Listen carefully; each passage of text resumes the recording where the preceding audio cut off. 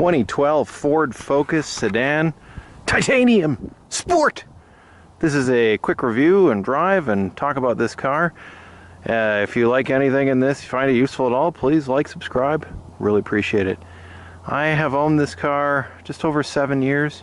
Best car I've ever owned. If I sound like a fanboy in this video, okay, it is, because I am. Custom ordered this car, brand new. I've never owned a brand new car before. I was very picky about what I wanted to get, and let me tell you why I got this thing instead of different stuff. I needed something that would be good on gas, but would be fun to drive. The sport package on the sedan is a significant thing. You can only get it when you buy the titanium, and the titanium is an expensive package on top of the normal Focus. Most Focuses I've seen are the SE. It's got a different interior, different center stack. I've driven it before. I drove the 5-speed, had a very heavy flywheel, decent car, but a pretty different interior. The titanium, you get a lot of fancy stuff. You get the center console there with the touch screen, which was a big deal in 2012. Every car has it now. But you could get the sport package, which comes with these 18s with 235s on it, which is pretty wide for a car of this category. Firmer springs, dampers, and you get custom titanium cloth seats. I tried the leather kind of half seats. I didn't really like them. I'm sure some people would, but for me, I really like these seats. I've done huge road trips in this car, and my back is finicky about seats, and these things have lasted. You get the body colored fog lights, but you get the awesome sport suspension. It's firm, but it's not harsh. It reminds me of a GTI, which I think is like the benchmark.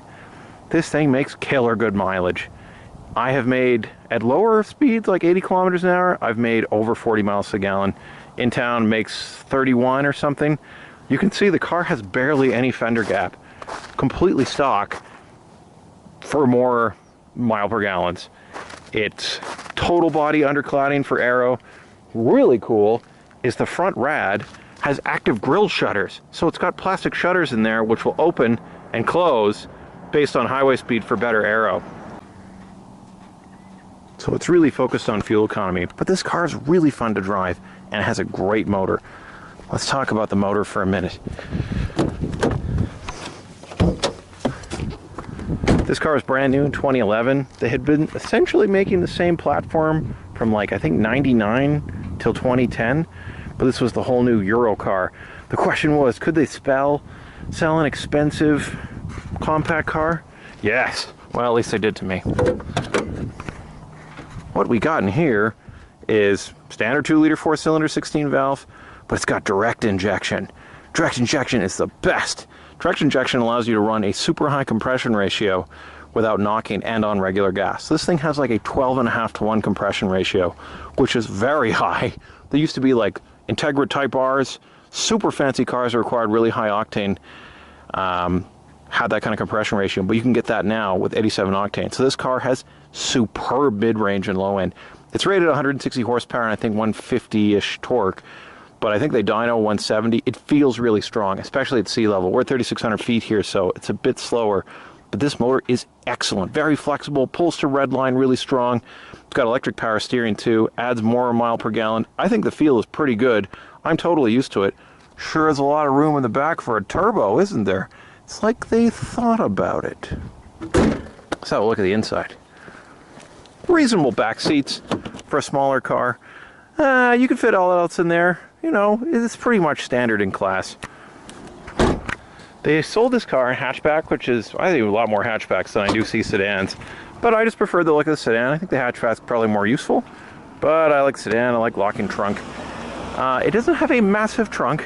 What's that? Powered subwoofer, super sweet. Does have full-size spare, you need that when you got 18s. And there's the Sony amplifier.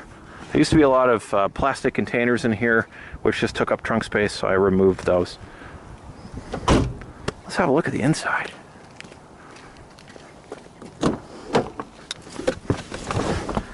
This is a good car to drive. I really enjoy driving this car. I've driven this car quite fast, in a quite spirited way, and you're going to have quite a bit of fun. It's got its traction control. It creates a virtual limited slip diff, which lots of stuff does now. Essentially, one wheel spins, it slightly applies the brake, so the other wheel catches, the other wheel catches. So in snow, which I've driven this car in a lot on snow tires, if it's slipping, grab, grab, grab, grab, grab, grab.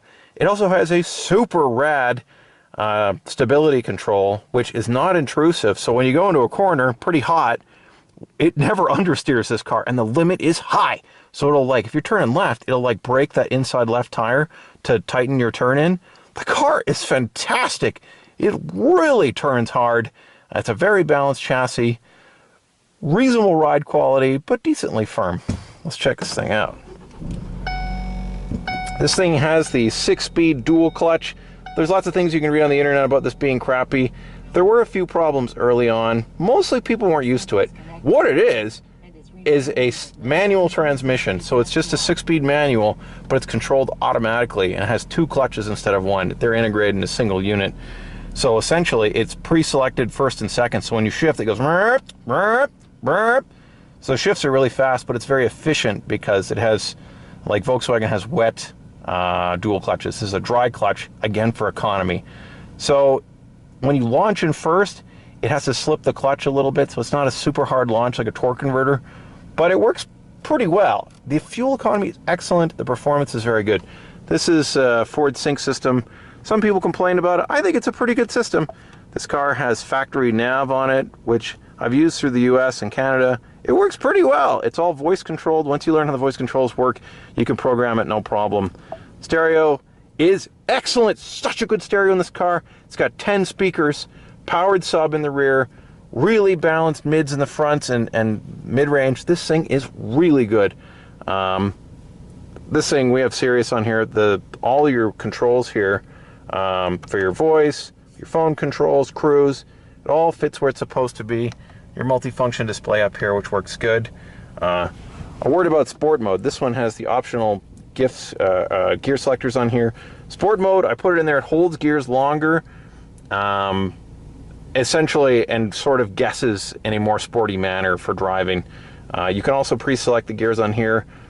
Sometimes when I'm passing on the highway, I'll downshift to like 3rd or 4th, just hold there and then go around. But I don't use it that much. Sport mode is pretty smart. Climate control works well. Easy to use switches, right? No fidget. You can control it through there with voice command, I think, but I've never done it. It's just a nicely laid out cockpit. I love this cockpit. I love these integrated screens. I don't like the pop-up screens that the new cars have. But it's fine. Good, solid instruments. You have a good low seating position in the Focus. It's a really driver-focused car.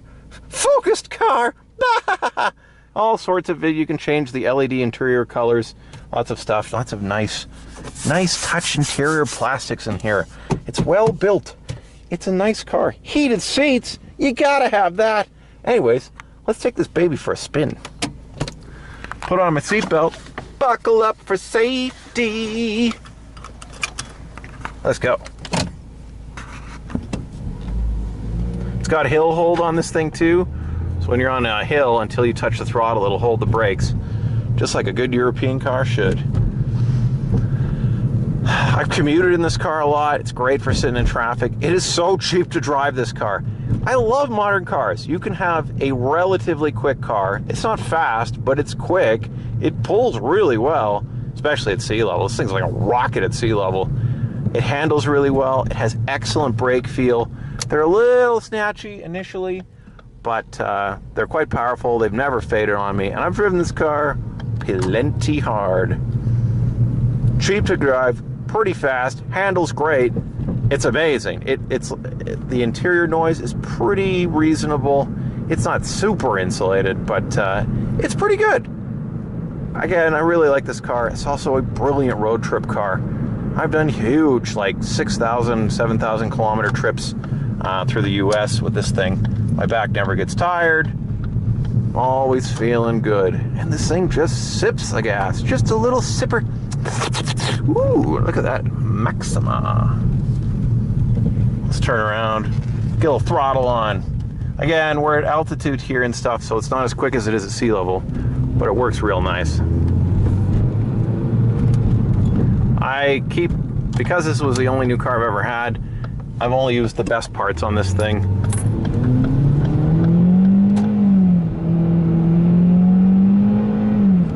It's a happy car. Life's to drive fast. Even when you drive fast, the economy's still good.